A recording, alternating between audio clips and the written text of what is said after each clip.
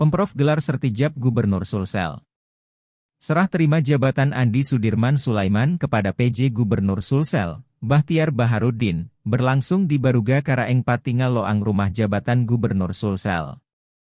Pada serah terima jabatan itu, Andi Sudirman Sulaiman menyerahkan memori akhir masa jabatan Gubernur Sulsel kepada PJ Gubernur Bahtiar Baharudin, yang juga diikuti dengan serah terima jabatan Ketua Tim Penggerak PKK.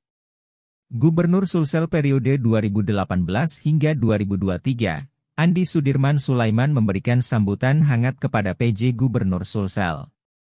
Beliau adalah seorang yang matang dalam dunia politik, meskipun seorang ASN, ujarnya. Ia mengutarakan, selama menjadi Gubernur Sulsel merupakan sesuatu yang sangat bermakna dan momentum yang terus melakukan pembangunan. Suatu momentum terbaik dari kami telah mengerjakan banyak hal. Tentu yang semua yang kami lakukan perlu disempurnakan. Sebagai manusia biasa, kami berharap Bapak Gubernur memberikan kalau ada yang kurang-kurang mohon dioptimalkan, harap Andi Sudirman.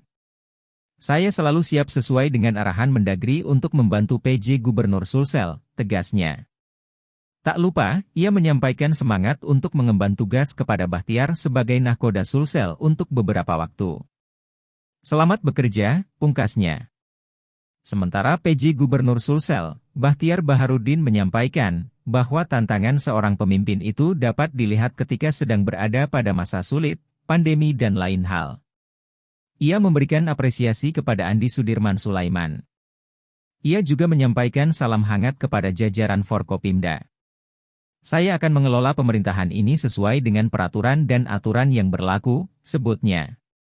Menjadi penjabat gubernur itu memastikan bagaimana mengawal pemilu 2024 mendatang bisa terlaksana dengan baik, itu dulu, yang lain nanti kita bicarakan, tegasnya.